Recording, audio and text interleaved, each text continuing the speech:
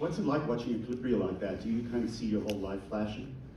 Sort of. I haven't seen that clip reel before. I think it was just put together, and that makes me feel really good. A lot of those moments I haven't seen in in quite a while. So it reminds me of a lot of good memories. Yeah, and it is like your life flashing up. Right. I hope in good ways. Yes, absolutely. So congratulations on NIAD, on all the success, the awards attention the film has gotten. It's the 4th time you've been nominated for Best Actress following American Beauty, being Julia and The Kids Are All Right. And the 5th time, because the first one we're lucky enough to be here to talk about today, which is The GRIFTERS, your 1991 nomination for Best Supporting Actress. A movie I love, and it just happened, when they asked me to moderate today, I just happened to have watched it 2 months ago for the first time in decades and thought, God, this holds up well. It's so great. This is very early in your screen career. I remember I was aware of you from Valmont and from that fantastic, that delicious little role in Postcards from the Edge, which I loved.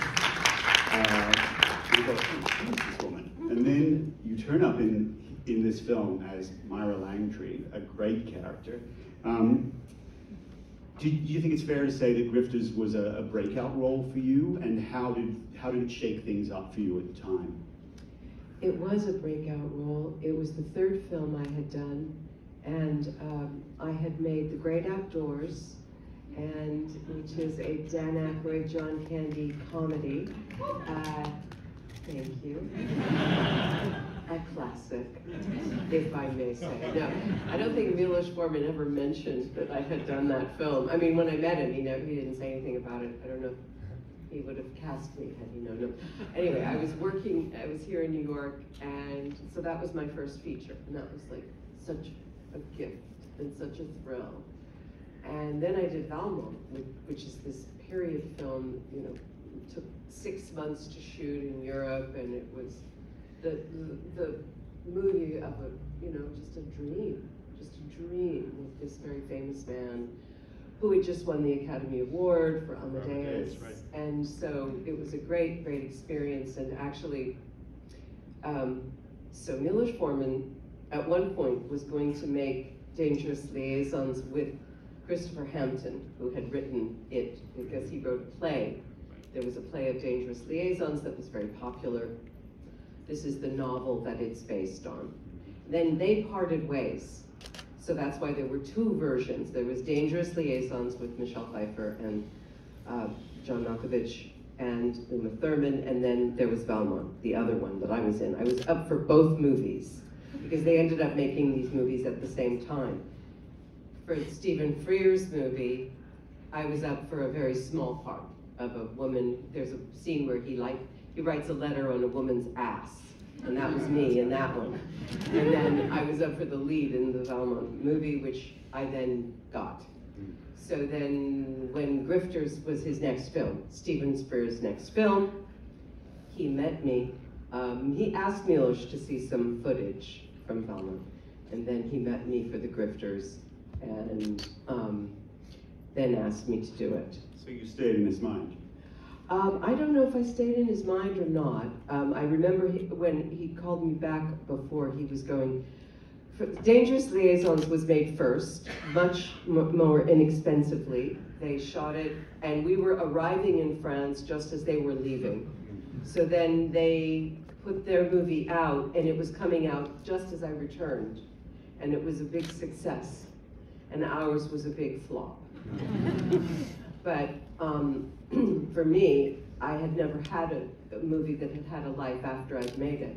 And it was such an incredible experience to be in it, to be directed by such a formidable man. And the film went to Cannes, right? Was it? Probably, yes. And I think I couldn't go because of Grifters. We were shooting it. Right. Anyway, so when the Grifters came out and it was a success, that was the first time I'd experienced that, where people actually pay attention, and then there's like a life that happens, that the movie has a life. So it was a great, great thrill for me. Yeah, it was wonderful. And what a success. I'm just going to remind you of a couple of great things that incredible critics of that time said. Pauline Kael described you, your character, as a sex fantasy come to luscious life, a real Tootsie. Like Gail said, a real Tootsie. Benning's two-faced little girl quality is dazzling, just what film noir thrives on. She's a stunning actress and a superb wiggler. Vincent Canby said, Myra looks like an angel and uses her body as if it were a Visa card. So she's an incredible character. You know, she uses this sort of little girl sexy sweetness to seduce, but she's quite calculating and fabulously amoral. What drew you to the role, and was it fun to play a bad girl? Oh, absolutely liberating, yeah. And so Jim Thompson wrote the book, and Jim Thompson was a great novelist. I don't know if anybody here ever reads Jim Thompson, but he wrote a whole series of sort of dime store, you know, like you'd get it at the drugstore in the rack, and they would be sitting there. And there's quite a few movies based on his books. He's popular. There's a great French movie based on one of his books. Coup de Torchon, I think it's called, and it's all about a small, this was often his books were sort of small town, there's a whole series of murders going on, nobody can figure out who it is, and it's the sheriff, you know, and he was a great writer, and he also wrote a memoir that I remember I found at the time that we did the Grifters, that was he had worked on oil rigs as a kid, he quit high school, he was a terrible drunk, but was reading the classics, and then eventually wanted to write these books as well as get into the movies. So he did end up in Hollywood as well. So the book is a great book. Yep. And there's another character in the book that's not in the movie that they ended up not including, because of course there's 3 characters, which is a great sort of premise for a film. There was another character who's like a nurse who's a Holocaust survivor, something very eccentric. Anyway, so it's based on this really good writing.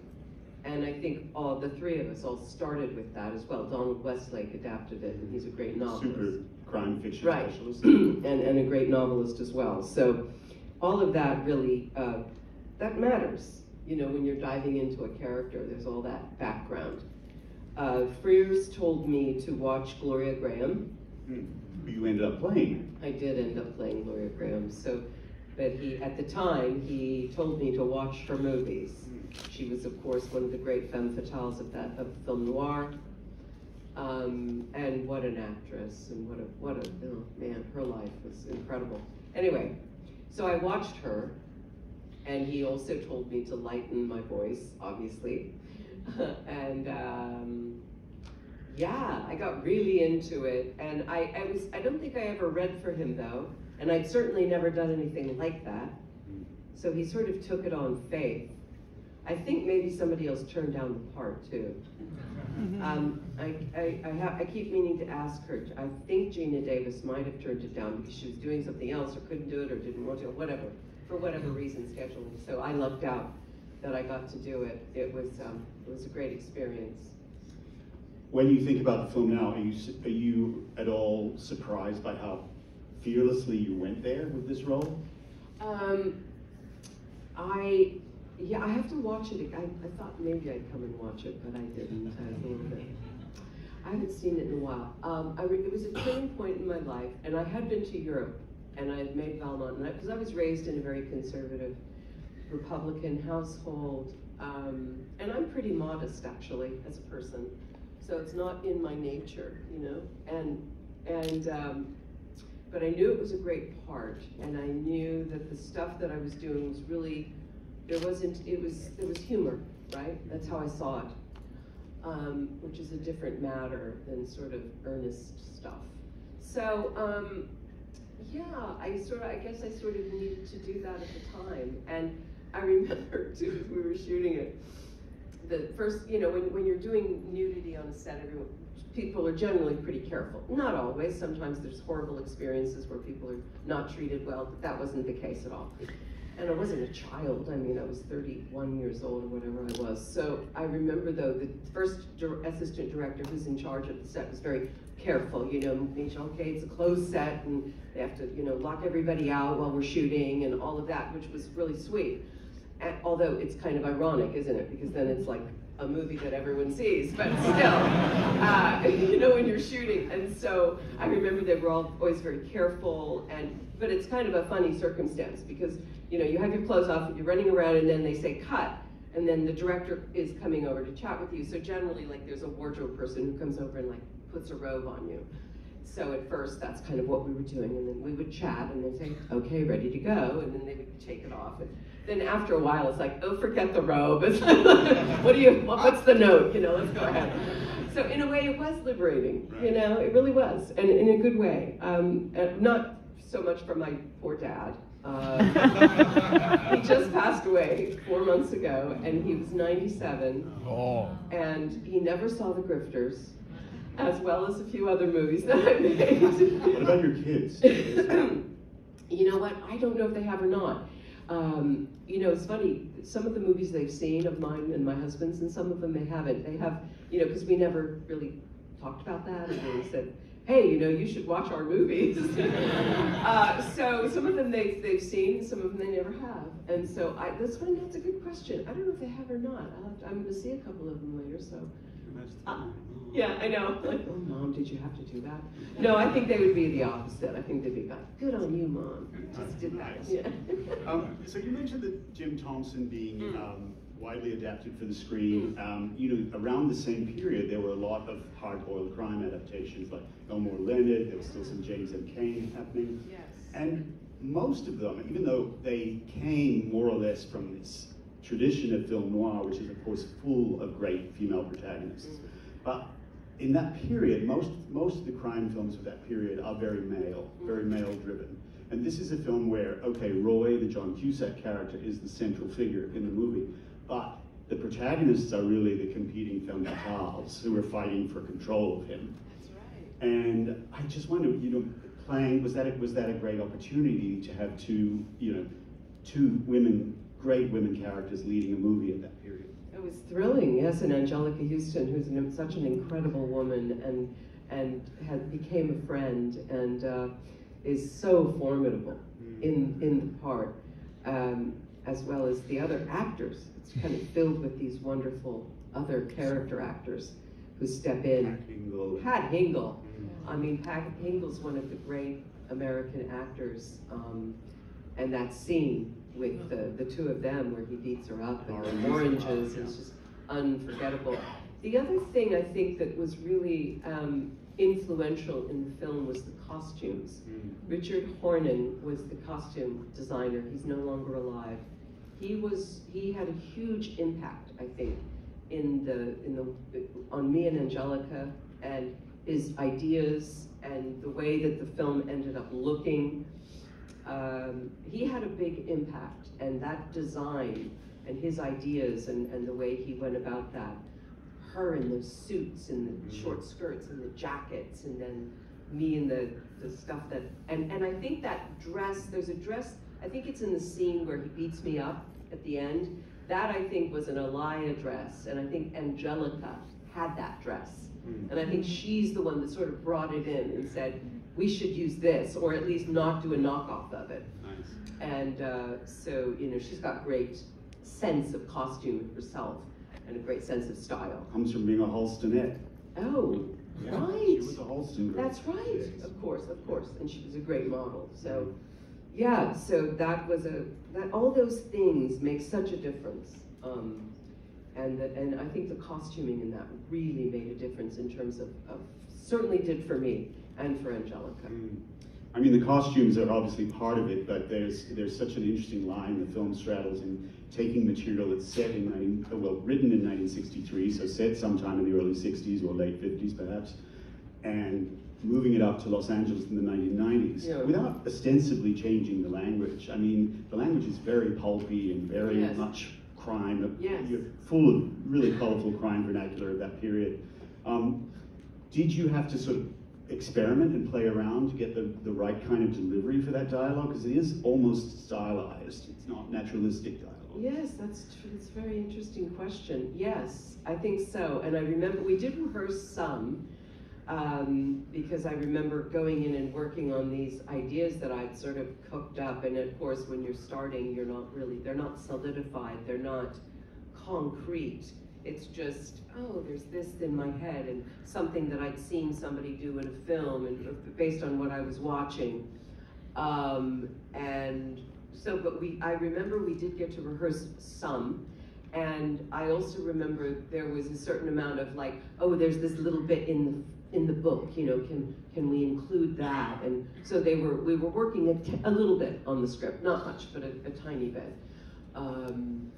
So I had a chance to kind of, like you said, get that into my mouth a little bit.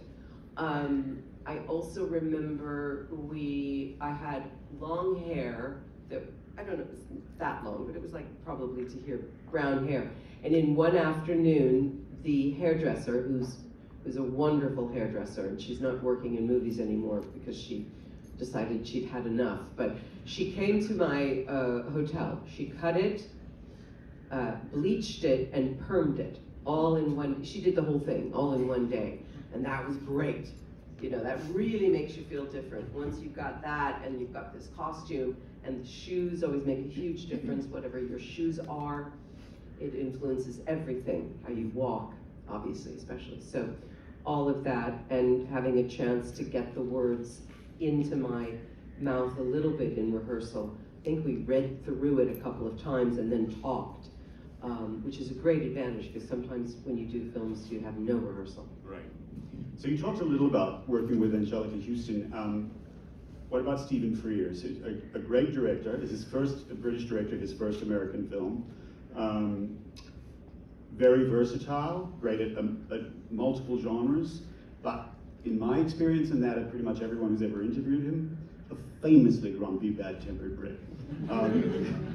Was he at all prickly, or was he nurturing and what you want of a director? I remember a moment that I've often thought about, because I hadn't done that many films, and I still felt like a bit of a beginner in, you know, that I was a stage actress doing movies. And I remember, and you know, there's notes, and they give you a little, especially if it's a technical thing, they might say, you know, I need you to turn first and then pick up the keys.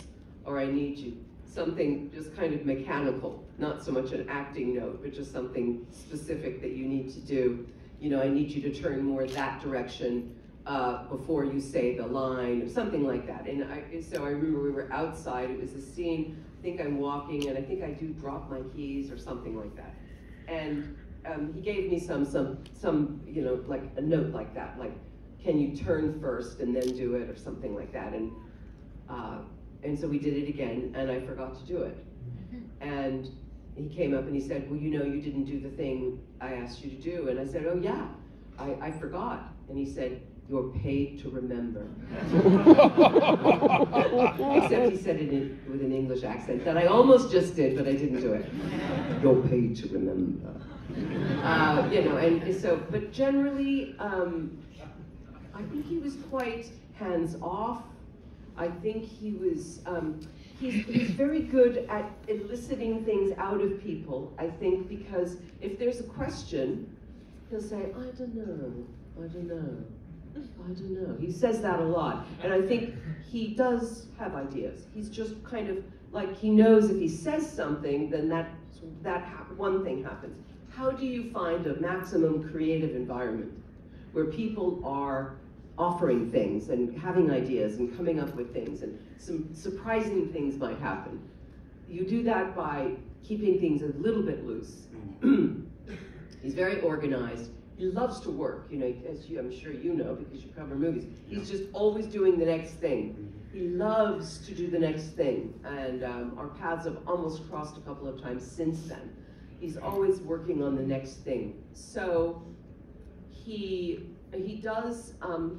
very organized and really knows where he wants the camera. He started in television. So he's used to working fast, because you can't afford not to. I think he was in BBC, worked with BBC. So, and I remember him being very hands-off, and then only really saying something if he needed to. But a lot of the very good directors in movies don't say a lot, because they know that what you're going to do, well, they know once they cast you, that's so much of it. And so if it's a moment-to-moment thing, it's a small adjustment that they're giving you. So I remember him being very helpful in that way, not intrusive. Right, and obviously working from a great script helps as well. One of the things I love in the movie, one of the devices I love, is the way he uses the split screen to introduce the three characters, all mid-scan. It's such a great moment, and we see them all in action. And it sort of sets the very particular tone of the film, which is so unlike so many crime films of that period or any period. And I think the reason it holds up today, the reason people are still obsessed with this movie, is because the tone is so singular and it works so well. Were you aware of the tone of the movie as you were making it, or did you sort of watch the finished thing and think, wow? Yeah, no, I don't think I was. Although, you know, that's probably not quite true. I think I probably was aware of the approach, given his sense of humor, given the bit of rehearsal that we had, seeing some of what Angelica was doing. It's very valuable when you get to see scenes that you're not in. And you see it just, because often, otherwise you're just not there. You don't even, you know, you're not aware of that. So I think given all of those things, I got a sense of it. And the thing you don't know is whether it's, quote, you know, working or successful in terms of the moments. I don't mean commercially successful. I mean, is the story successfully being told? Does this hang together? That you can't tell. And you're shooting out of order, and you're shooting, you know, you can never tell if it's something that's going to be like, kind of works. So the fact that we're here talking about the movie is so exciting, because at the time that we were making it, no, I had no idea. Or, you know, and also sometimes good movies get ignored, or people don't catch on, or people don't like them. You know, maybe I like it, people generally don't, or for whatever reason. Maybe we all have some movies that we kind of personally love, but that people don't know about.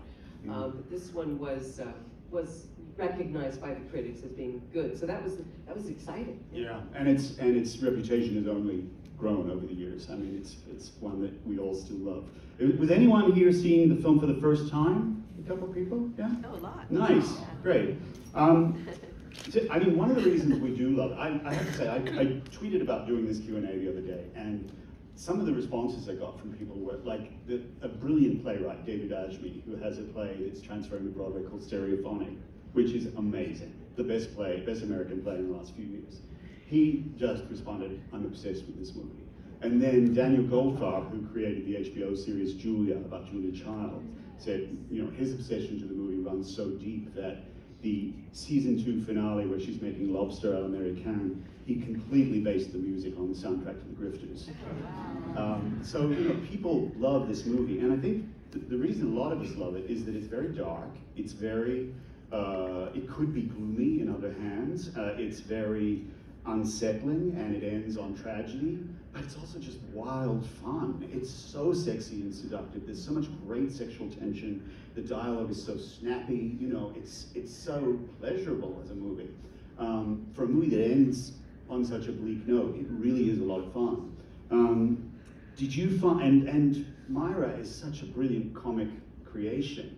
You know, she is calculating, she comes to a terrible end, but she's a brilliant comedic creation. Did you find it tough to balance the comedy with the conniving side, or it all kind of came out of the script naturally? I think that